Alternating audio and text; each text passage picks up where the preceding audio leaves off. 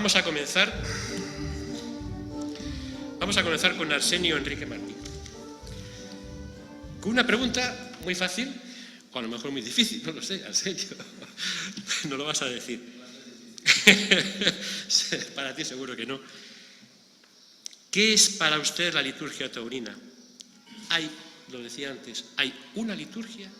¿Hay muchas liturgias? Sitúanos, por favor, Arsenio, en el contexto en el que nos estamos moviendo.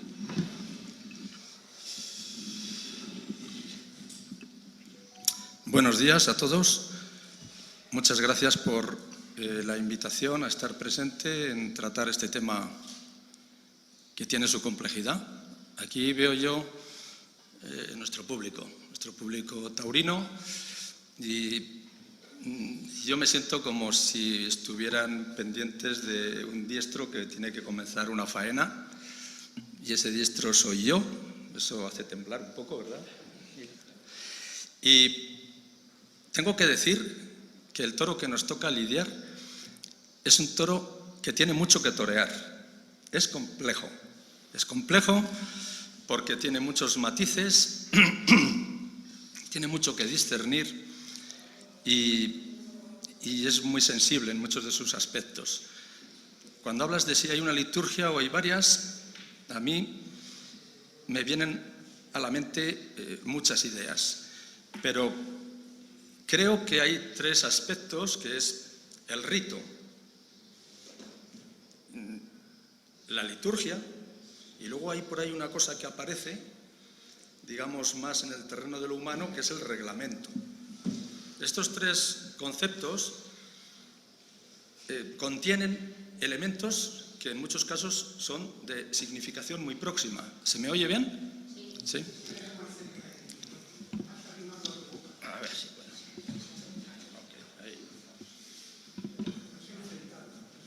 Sí, yo creo que ahí es la mejor manera, ¿verdad? Sí.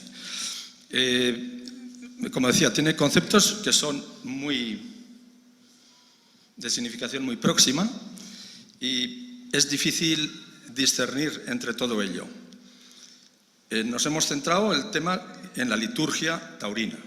Bien, yo diría, como bien ya he apuntado, que la liturgia y el rito son conceptos que pueden resultar difíciles de disgregar, pero aún así creo que merece la pena intentarlo, y ahí viene la dificultad, porque en aras de que el coloquio después pueda tener unos cauces más establecidos que, en la medida de lo posible, impidan que creemos una gran confusión y hablemos de una cosa que pertenece a la liturgia y a lo mejor pues estamos tratando al rito, aunque, insisto, hay cosas que se entremezclan e incluso que se comparten, ¿eh? Bueno, entonces, a mi entender,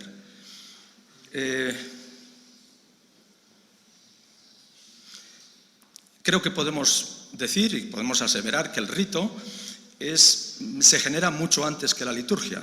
A mi entender, concibo como rito todos los actos que se generan en el enfrentamiento con el toro, y claro está, esto surge en la memoria de los tiempos, cuando el hombre se tiene que enfrentar al toro, generalmente para cazarlo y alimentarse, y el enfrentarse a semejante animal con ese poder, con esa presencia y con esa fiereza, implica indudablemente un riesgo en el que la vida del entonces cazador está en juego de verdad. Y claro, las supersticiones y los temores y la necesidad instintiva de preservar la propia vida hace que vayan surgiendo en el hombre y en sus estrategias unas determinadas formas de conducta y de actuación. Y eso ya es el rito, ya empieza el rito. Claro está que la historia es muy larga, habría periodos oscuros y demás, pero el rito se va configurando cuando la corrida también se configura, y ya nos vamos a siglos atrás. Seguro que nuestro contertulio, gran experto, estudioso y con un conocimiento extraordinario como es Rafael Cabrera, abundará en este tipo de detalles con pelos y señales cuando le llegue el momento. Entonces, eso es el rito. El rito se va construyendo, el toreo se va desarrollando, aparecen los primeros lidiadores con los Pedro Romero y otros que van utilizando unos elementos para torear.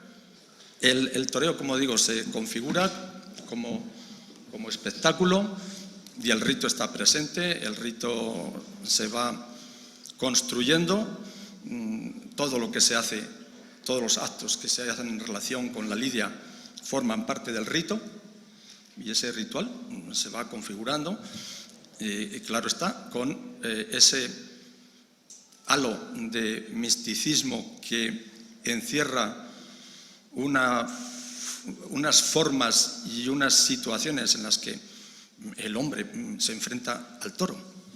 El hombre se enfrenta al toro para matarlo, el toro mata al hombre, como muchas veces ha sucedido, tiene también capacidad para que eso suceda y eso se soporta en una serie de actos, unas veces reglados y otras no, o unos que sí están reglados y otros que no, porque no está arreglado si el torero corre cuando el toro lo quiere coger o cuando lo desarma o cuando por defensa natural tiene que echar el capote a la cara del toro y taparle los ojos, como alguna tauromaquia antigua dice, no sé si es la de Pepe Illo, creo que sí.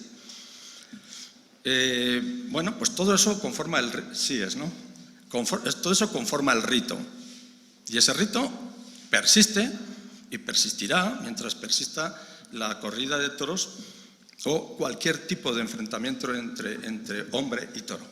Y ese es el rito.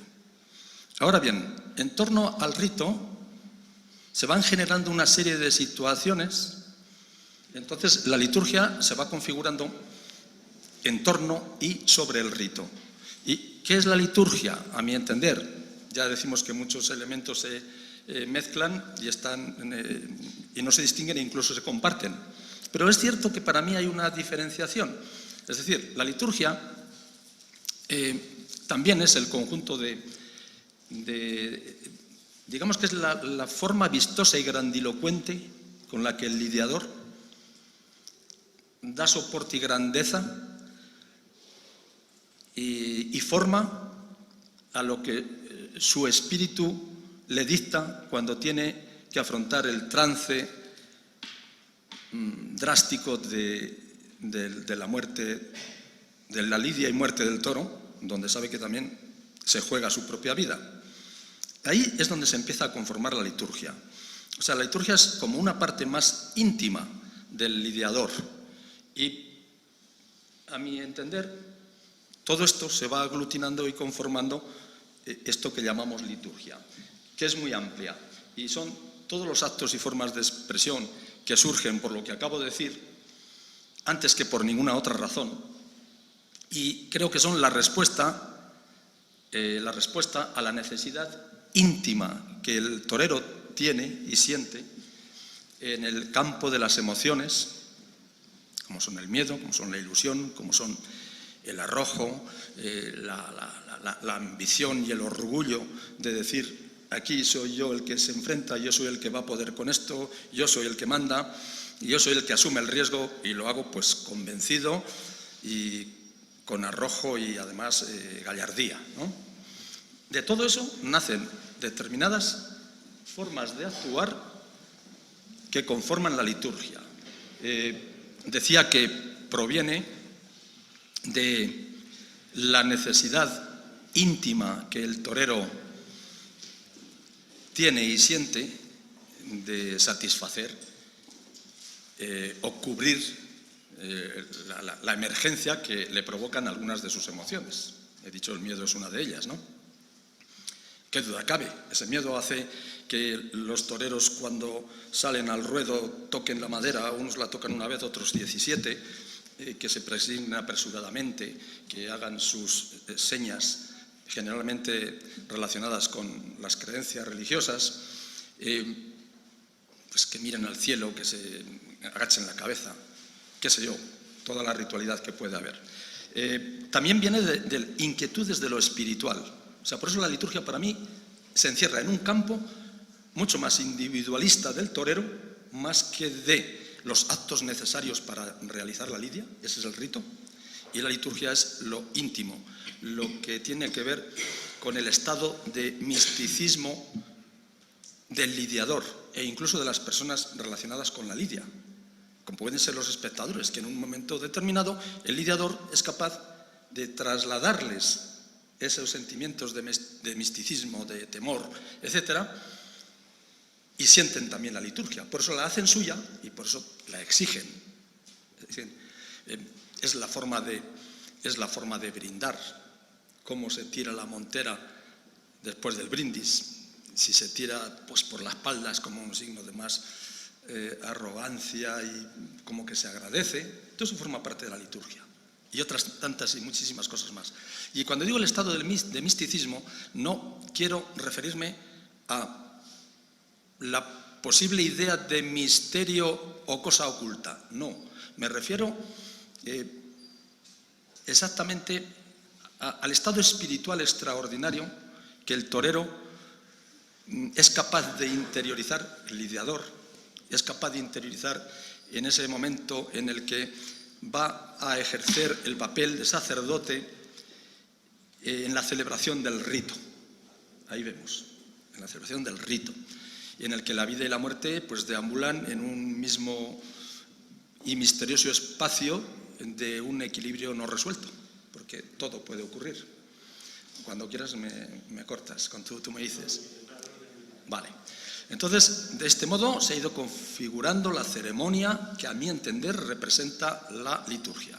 Yo no sé si con tanto fárrago he sido capaz de dejar un poquito separado el campo de la liturgia del campo del rito. Espero que sí. Y esto puede ayudarnos también a la hora de debatir, pues decir, bueno, pues liturgia es este tipo de, este ámbito y rito es este otro. Aunque hay cosas que, claro, van a estar juntas e íntimamente ligadas. Y después nos aparece el reglamento. El reglamento, en fin, derivan de la autoridad gubernativa y por lo general se refieren al orden público y a los derechos que el espectador tiene en relación con el espectáculo que se va a celebrar. Luego está en un terreno más humano, más prosaico, más de andar por casa. Es como algo necesario, vamos a organizarlo, vamos a poner unas normas que se puedan respetar y hagan que esto sea viable. En fin, con respecto a la liturgia, pues pueden ocurrir tantísimas cosas, ¿no? Bien, anticipo algo, que sea ya como una seña que identifica en qué lado estoy puesto yo respecto a la contemplación de la liturgia y del rito, pero sobre todo de ambas cosas, sí, de ambas cosas.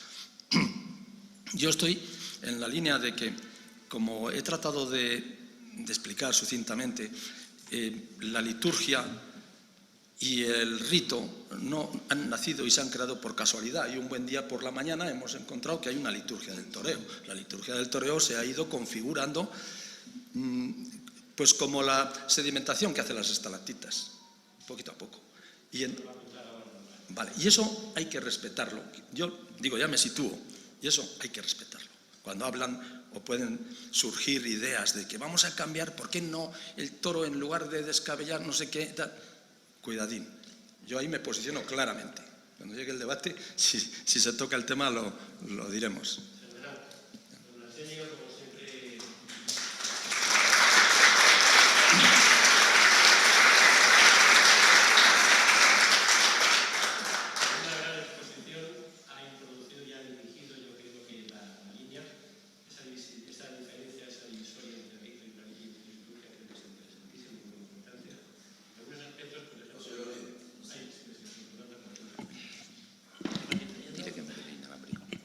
Decía esto que creo que Arsenio ha centrado bastante ya el tema, como para que después dé lugar a debatir, creo que es así. Y, por ejemplo, me venía a la cabeza cuando tenemos algunos matadores más aquí, y nos ha venido, bueno, luego lo veremos con él, pero le voy a dar a Fernando Fernández de Manuel la palabra para que nos hable como joven matador y triunfador en la tarde de ayer. He entrevistado a muchos toreros y me acuerdo últimamente con algunos de ellos, ya más mayores, algunos de ellos con auténtica indignación me comentaban: es que los de ahora no saben ni colocarse la montera, pero con auténtica indignación. Quiero decir que es un tema que tiene su punto. Bueno, continuando con la jornada, a continuación el doctor Cabera Bonet, como digo, lo mismo, no hace falta presentación, tiene su propio nombre, nos va a comentar un poco un tema que ha introducido Arsenio, la evolución de esa liturgia, hasta dónde estamos, a dónde hemos llegado, dónde estamos en este momento, que ahí va a ser quizás el punto de arranque ya para lo que viene todo lo demás. Doctor, bueno, muy buenos días a todos, por cierto, también. Permíteme, antes de tocar el tema tal y como me lo has planteado, el que haga unas breves precisiones previas. En primer lugar, enhorabuena por el programa de Camperas, que además tiene un título perfecto, sensacional. Hay un libro anterior a nuestra guerra civil que se titulaba así precisamente, Camperas, que dedica la mitad a la caza y la mitad a la tauromaquia. O sea que estamos, y precisamente además en el libro se trata sobre 3 ganaderías cordobesas míticas, como pudieran ser la de Félix Moreno Ardanuy, que fue, como saben ustedes, el predecesor de nuestro actualmente José Joaquín Moreno Silva, del Hierro de Saltillo, García Pedrajas, por otra parte, y Florentino Sotomayor, que es otro de los grandes ganaderos cordobeses de principios del primer tercio del siglo XX. O sea que enhorabuena, porque estáis haciendo una labor verdaderamente fantástica. Quisiera agradecer también la presencia en esta mesa, ya que no hemos tenido la oportunidad, evidentemente, de contar con el maestro Ceda Leal, pues de alguien tan significado y tan importante ahora mismo en el panorama internacional de la tauromaquia como es Gilda Tenorio, que además está, pues como todos los mexicanos, pasando un trance verdaderamente preocupante, del que probablemente luego nos comente algo. Y bueno, el hecho de que haya abierto mi compañero y buen amigo Arsenio Enrique Martí, como saben ustedes, obedece a algo propio también de la liturgia, que es la antigüedad. La antigüedad, por una parte, no mucha más edad, pero sí antigüedad, evidentemente, y bueno, pues el respeto también a la maestría. La maestría es un grado que se adquiere muchas veces también precisamente a lo largo del ejercicio de la profesión y con esa antigüedad. Así que bien abierta plaza. Yo no quería, desde luego, que me echaran a alguien por delante por aquello de andar más arropado como muchas de las figuras de la actualidad. Nada más alejado de aquello. Como muy bien se ha comentado desde el principio, bueno, pues la liturgia es una cosa por una parte y el rito o los ritos son otra. Y permítanme que yo, bueno, pues les defina también a mi modo lo que es esta liturgia. A mi juicio, la liturgia no es sino la secuenciación ordenada y finalista, esto es importante también, de una serie de actos simbólicos y de ritos de forma ordenada, como he dicho, que obedecen en el fondo a una serie de razones, tanto del orden práctico como etiológico. Voy a ver si me explico. Bueno, una serie de actos simbólicos. Está lleno de simbolismo, en efecto, desde la más remota antigüedad empezamos a encontrar y a entroncar una serie de símbolos en relación con la tauromaquia.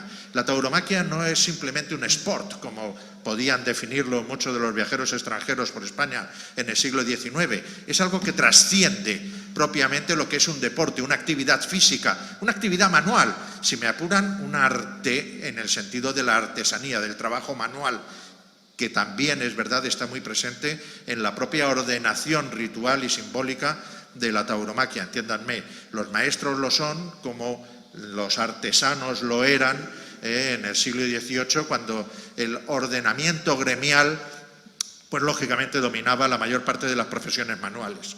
En este sentido, hay maestros y peones, hay maestros, por decirlo de alguna manera, oficiales y peones en el arte de la peluquería, de la carpintería o de la construcción de coches de caballos, por ejemplo.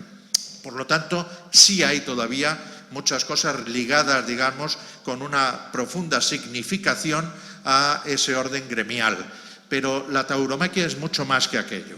La tauromaquia tiene también razones etiológicas, es decir, de la causa. ¿Por qué nos enfrentamos al toro de Lidia? ¿Por qué pues esta práctica que tenemos en algunos países mediterráneos o ligados al mundo mediterráneo, como es Portugal, en el ámbito de la península ibérica, evidentemente, en el sur de Francia, y también que se dio en otros muchos lugares del Mediterráneo, tanto en el norte de África como en el sur de Europa. Bueno, pues, ¿por qué, repito, sigue con plena vigencia en países como el nuestro? Y por qué está presente también culturalmente en donde España, bueno, pues de alguna manera se enseñoreó en tiempos pasados. Pues en definitiva porque las razones yo creo que tienen un origen antropológico, y ese origen antropológico no es sino el remedio de la lucha por la supervivencia del propio ser humano frente a una naturaleza indómita, por el afán de superación, por demostrar que estamos por encima de la naturaleza, que somos capaces de someterla, de dominarla a nuestro antojo de alguna manera. Sabemos el riesgo que ello implica y para ello, evidentemente, hemos elegido un animal totémico en la península ibérica como es el toro. El toro es el animal, digamos, con la capacidad más salvaje de los que podemos contar en nuestro ámbito, eliminados ya los grandes felinos u otros animales como los osos, por ejemplo, de las cavernas, etcétera, desde hace milenios. Y por lo tanto, el toro venía a simbolizar, digamos, aquella naturaleza agresiva que en muchas ocasiones había que solventar, que lidiar.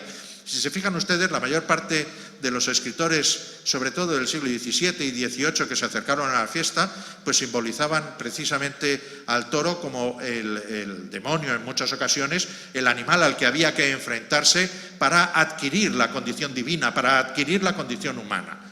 Muchas veces no está clara esa simbología en algunos de los escritores que pudieron plasmar sus ideas a lo largo de estos siglos. Pero en el fondo sí está ese reconocimiento de que el hombre en nuestra cultura, en la cultura heredada tanto por el cristianismo como por las tradiciones judeo-romano-griegas o greco-romanas, de las que deriva nuestra cultura. En el fondo está, digamos, ese pensamiento de que el hombre está por encima de la naturaleza y de los animales. Y en definitiva, cuando la fiesta de los toros en sus diversas manifestaciones se va desarrollando, lo que se pretende es demostrar que el hombre sigue estando por encima de ese animal totémico manifestado por el toro en la península ibérica y en regiones aledañas. Y repito, esto era común en prácticamente todo el Mediterráneo, desde Egipto, evidentemente pasando por los cultos minoicos, por el norte de África, en donde hay bastantes representaciones paleolíticas, incluso de el enfrentamiento del hombre con el toro, y que recogió en su día de manera brillantísima en una serie de artículos y de estudios Ángel Álvarez de Miranda, no en Ritos y Juegos del Toro, que es su libro más conocido, sino en sus obras completas, publicadas por el Instituto de Cultura Iberoamericana en su momento. Bueno, pues repito, todo ello conforma, digamos, algo que trasciende, que es a lo que estaba haciendo precisamente mención Arsenio Enrique. Esa trascendencia es lo que convierte a esto en una liturgia. Si no hubiera esta trascendencia, estaríamos hablando simplemente de ritos. Pero hablamos de una liturgia como esa secuenciación ordenada y finalista, etcétera, de ritos y de actos simbólicos, precisamente porque tiene una trascendencia, porque nos acerca de alguna manera a lo religioso. Evidentemente, en nuestra cultura, la religión la entendemos de muy otra manera y la colocamos en otra esfera. Esto no deja de ser algo humano, no divino. Es decir, en esa causa etiológica en la que buscamos un poco la fuente del espectáculo, tenemos que tener en consideración que este componente antropológico de las fiestas de toros es algo humano, no es divino, no procede de la divinidad, sino procede de la propia conciencia de los seres humanos que intentan sobreponerse a la naturaleza y situarse por encima de ella. Como muy bien ha dicho nuestro presentador al principio, existen tres, a mi juicio, liturgias bien diferenciadas. Por una parte, toda la serie de actos que acontecen en el mundo de la ganadería, en el campo, que tienen, lógicamente, un componente privado o semiprivado bastante importante al que no acceden la mayor parte de los públicos que asisten a la corrida. Existe otra liturgia muy ligada a los actos del propio diestro, del propio matador, del propio torero, también de nuevo en el ámbito muy privado. Ahora sí, todavía mucho más que en el mundo de la ganadería, son actos ligados, digamos, a la preparación para el festejo. Y después existe una liturgia ligada al espectáculo público. Esta liturgia, evidentemente, es la que se desarrolla durante la corrida y que es muy distinta, en efecto, del ámbito reglamentario. El reglamento, en efecto, busca cuestiones de orden público y de ordenación del espectáculo en términos generales, pero no profundiza, ni debe hacerlo jamás, en lo que es el acto ritual, en lo que es la liturgia de la corrida. El reglamento ordena y pueden en ocasiones chocar lo que es el ámbito litúrgico con el ámbito reglamentario. Y de hecho lo estamos viendo, esta evolución de la liturgia a lo largo de los siglos en ocasiones puede llegar a enfrentar ambos ámbitos. Por ejemplo, bueno, pues es obvio que las formas, por ejemplo, de hacer el paseillo en el siglo XVIII y a principios del XIX, cuando los lidiadores, incluso, por ejemplo, cuando asistían personas de cierta alcurnia o incluso los propios reyes en algunas ocasiones a los festejos en Plaza de Toros, pues al finalizar el paseillo se arrodillaban delante del palco real. Hoy en día, evidentemente, eso es anacrónico y ha dejado de realizarse. Simplemente un movimiento respetuoso de cabeza ante la autoridad, aunque presida el mismo monarca. La liturgia ha ido evolucionando. El reglamento no se ocupa de ello, como pueden ustedes saber perfectamente. El reglamento entra en la ordenación de los tercios de la lidia y no entra evidentemente en muchos de estos actos simbólicos que tienen su origen en pasados siglos. Por ejemplo, el despeje de la Plaza de Toros en Madrid es distinto en las corridas, en las novilladas, y eso tiene su razón histórica.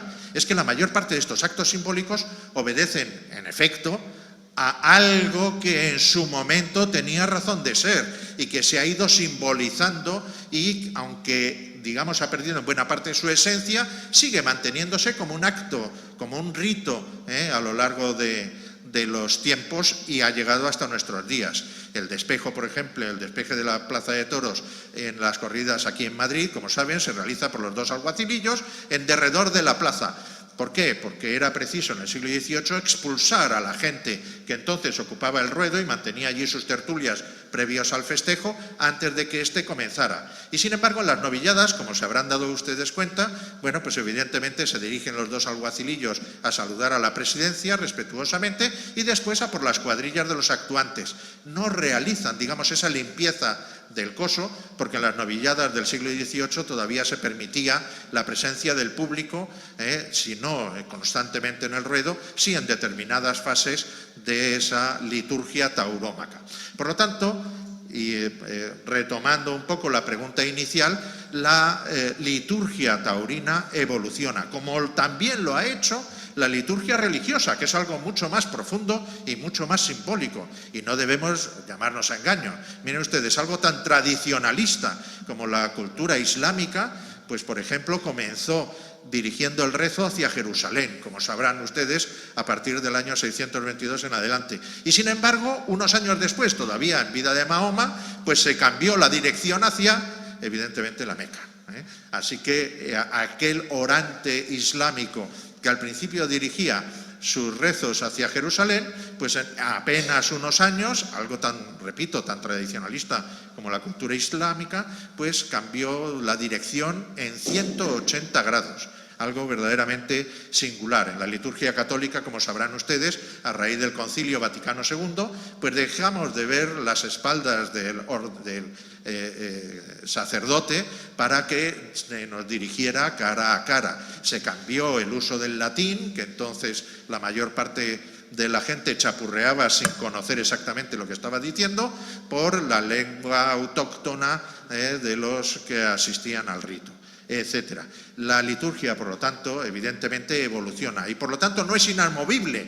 Puede haber cambios, puede haberlos, los ha habido y los seguirá habiendo, evidentemente, a lo largo de los próximos años, en tanto en cuanto las autoridades políticas nos permitan seguir celebrando este rito magnífico. Y entraremos después, evidentemente, a comentar toda una serie de cosas. Por ejemplo, ha habido en estos últimos años, bueno, pues unos una cierta heterodoxia por parte especialmente, vamos a decirlo claramente, de Antonio Ferrera. Unas cosas son perfectamente asumibles y aceptables y yo creo que todos podremos coincidir en ello, y sin embargo otras chocan directamente contra esa liturgia, lo que enfada muchísimo a buena parte de espectadores más intransigentes, más anclados, digamos, en lo que es la tradición. Repito, algunas de esas cosas pueden perfectamente ser, yo creo que comprendidas y aprobadas por la mayor parte de la gente, y otras no. El desconocimiento por parte de mucho del público asistente a las corridas de toros de estas raíces en las que se basan precisamente estos ritos o actos simbólicos hace tergiversar en muchas ocasiones lo que es el significado preciso de algunos actos. Voy a ponerles un ejemplo muy sencillito. En Madrid y en la mayor parte de las plazas de España se pita y se abronca tremendamente al picador cuando el caballo sobrepasa la primera de las líneas, la más próxima a la barrera. ¿Por qué? Si esa línea, cuando se instituyó, precisamente era en defensa de los picadores, para que el público no les obligase a acudir a los medios a picar, porque esa es la razón de la existencia de esa primera línea. Si el toro está situado a suficiente distancia y se cumplen esos, 3 metros que marca ahora el reglamento de distancia entre ambas líneas, ¿por qué no puede sobrepasar en algunas ocasiones esa raya que la mayor parte del público ha situado como una frontera infranqueable, una frontera infranqueable por parte de los picadores? No tiene sentido. Volvamos a recuperar, por lo tanto, la esencia, digamos, de esos actos rituales, de esos actos simbólicos reconocidos además en algún momento en el reglamento, que por cierto no dice que no se pueda sobrepasar esa raya, sino que debe mantenerse la distancia entre las mismas, y se supone que la distancia entre el picador y la res a la hora de acometer en el sorteo de varas, y bueno, pues evidentemente aceptemos algunas cosas que hoy pasan por ser inamovibles. No quiero resultarles heterodoxo, ni muchísimo menos. Yo soy lo más ortodoxo que pueda haber, pero también intento justificar de alguna manera algunas de las cosas que pueden hacerse sin que la liturgia por ello se vea menoscabada. Y nada, continuaremos hablando sin duda en el coloquio que establezcamos con todos ustedes. Gracias. Muchas gracias, don Rafael.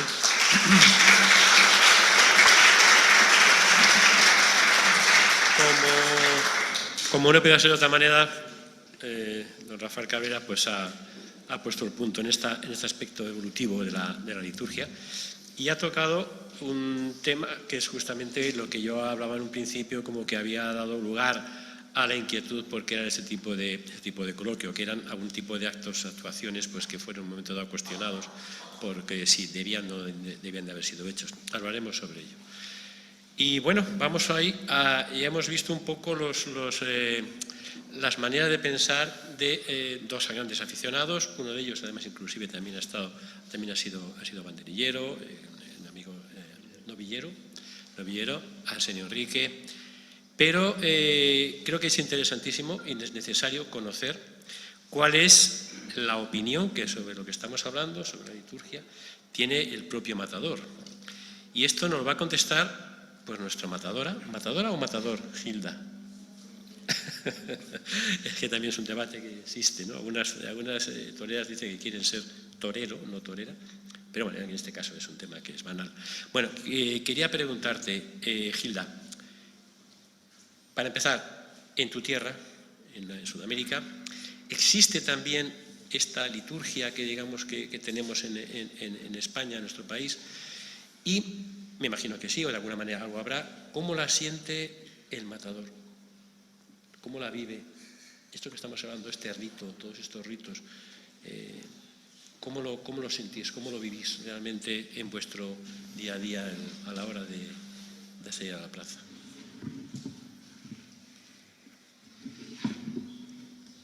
Buenas tardes a todos. Primero que nada, muchísimas gracias por la invitación. Es un placer estar aquí. Y es un sueño también que estoy cumpliendo. En cuanto a la liturgia taurina, yo creo que no es muy diferente en México cómo se vive la liturgia taurina a cómo se vive en España. Ciertamente nosotros los mexicanos nos hemos nutrido totalmente de la cultura española. Y así es como todas las culturas se van formando, ¿no?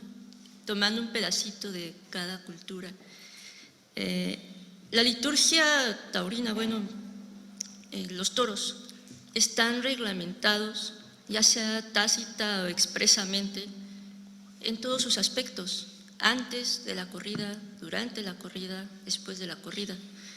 Y llevan un aspecto de misticismo, de rito, de miedo, todo inherente a la naturaleza humana, ¿no? Es propio del humano sentir ese miedo, tener supersticiones, y eso lo va haciendo que vaya tomando ciertos ritos, ciertos pasos a seguir, cierta reglamentación para tratar de sobrellevar estos momentos duros que son inherentes a la fiesta de los toros.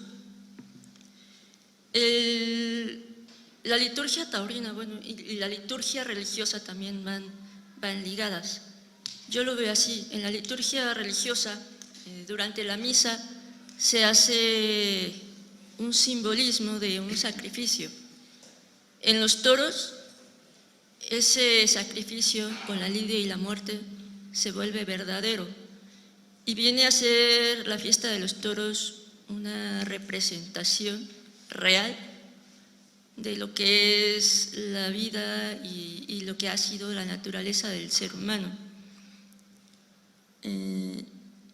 Como torero, como torera, la liturgia taurina, bueno, se vive con muchísimo respeto y de alguna manera también me lo han transmitido mis maestros, otros toreros, yo lo he visto, y ese miedo y ese respeto, esas supersticiones que yo tengo cuando me estoy vistiendo de luces, cuando me estoy preparando para una corrida, pues me hacen también hacer mi propia liturgia. Con el paso del tiempo uno va tomando y formando lo que es su superstición, su rito, su liturgia, y va formando y se va haciendo, yo creo que en cada torero se va haciendo único, pero creo que es algo también muy personal, muy íntimo, y a veces es difícil expresarlo, a veces es difícil transmitirlo. ¿Sí? Son momentos muy de mucho respeto que uno va viviendo, y todas esas normas que, repito, pueden estar expresas o tácitas, las pueden decir o no las pueden decir, uno las lleva a cabo. Hace un tiempo tuve mucho acercamiento, por ejemplo, con el medio del automovilismo, y yo me quedaba sorprendida que yo veía a los pilotos de carreras que para prepararse para una carrera yo no los veía entrenar, no sé si en el nivel en que yo viví realmente. Yo los veía prepararse, ponerse su traje, su Nomex, 5 minutos antes de la carrera, y se estaban vistiendo a toda prisa y salían como si yo fuera a salir a la calle a tomar el microbús. Salían los pilotos y yo no daba crédito, ¿sí? Yo no me explicaba y no me imaginaba siquiera un torero que hiciera algo similar, porque yo no me imagino un torero poniéndose un traje de luces a toda la carrera y salir a torear, y es parte de la liturgia, de la mentalización que hay que tener, de el respeto a que te vas a jugar la vida, a que vas a expresar algo tan profundo que necesitas una preparación mental, un momento de tranquilidad, de sosiego, previo a algo tan fuerte. Entonces, para mí, la liturgia taurina precisamente es algo que no está escrito, que uno va elaborando poco a poco y que es una preparación para lo que está por venir, que no sabes lo que es. Eso para mí. Yo,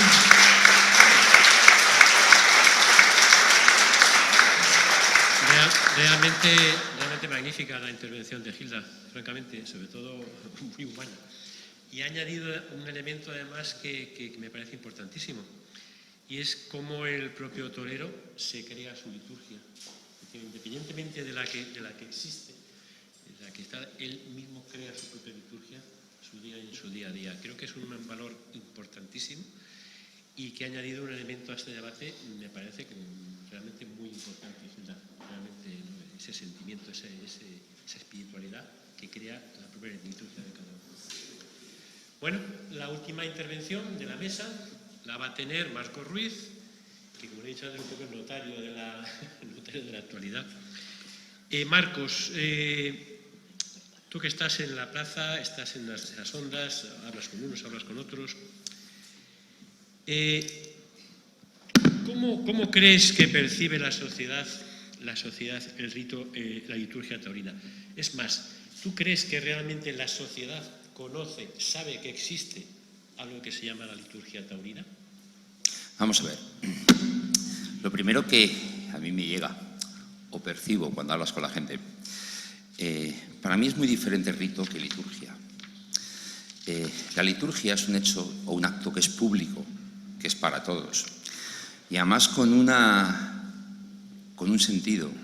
Es un acto que tiene que ser recordado y tiene que ser perpetuado.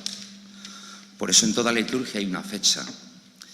Pero sin embargo, cuando hablamos de rito, el rito es algo privado, el rito es algo propio. Como has dicho, lo que hace un matador, lo que hace un torero, cómo se viste, el orden, eso es un rito, eso es privado, eso no es público. La ganadería, lo que ocurre en una ganadería, cómo los ganaderos son capaces de, a base de trabajo, de genética, de alimentación, crear esas máquinas, esos animales, esas bestias salvajes, como les has llamado o como se les llamaba antes. Entonces hay que diferenciarlo. La gente sí tiene claro. Y además, si podemos extrapolarlo un poco a la religión, el ritual no se puede cambiar. El ritual nunca se cambia. En otras religiones, para cambiar un ritual, tiene que ser por consenso de todos. Que ahora se está planteando esos cambios de rituales, que la gente sabe lo que es un ritual, yo creo que sí. Y la gente que va a una plaza sabe lo que es un ritual. Coincido contigo que la gente ha perdido un poco de respeto. Se respetan poco los rituales. Pero es culpa nuestra. Porque el ritual hay que permanentemente recordarlo y enseñárselo a quien no lo sabe. Y esa es una culpa nuestra. Tenemos que hacer comprender a la gente de dónde viene, desde cuándo viene y por qué un ritual es así. Porque esa es la única parte de la tauromaquia que es pública y compartida. El ritual no. Partamos de la base que la tauromaquia es un arte mágico. Es el único arte donde conviven unidos de la mano vida y muerte. No hay nada más. No existe nada más en ninguna sociedad. Sí, bueno, si nos vamos a la época de los romanos con los gladiadores, pues podríamos extrapolar también lo de vida y muerte. Pero en la sociedad moderna es lo único. Cambiar no es fácil. Hay que convencer, hay que demostrar, hay que razonar, hay que enseñar al público, a la gente, el por qué. ¿Por qué vamos a cambiar el ritual? ¿Qué hace falta cambiar el ritual? ¿Es necesario realmente cambiar el ritual? La liturgia es para todos, el ritual es para uno. Y uno lo comparte consigo mismo, nada más. Y la gente que va a la plaza sabe lo que es el ritual, porque es el del torero o es el del ganadero. Pero a veces desconocen lo que es la liturgia, que realmente es el nexo que une toda la fiesta del toro. La fiesta del toro es un mármol en bruto y la liturgia da forma a ese mármol en bruto.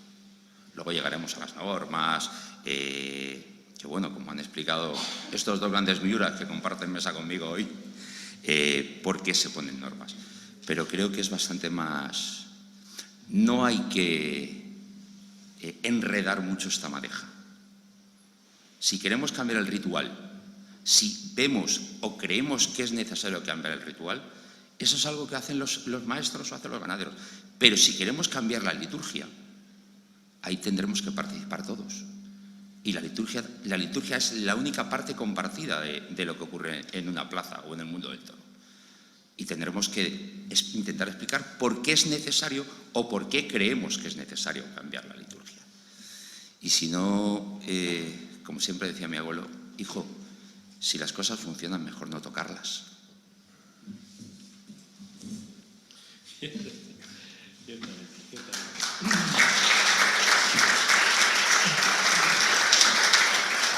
Bueno, Marcos ha tocado un punto efectivamente que es importante. Eso, si realmente hay que cambiarla o no hay que cambiarla. Eso es un objeto de debate, absolutamente.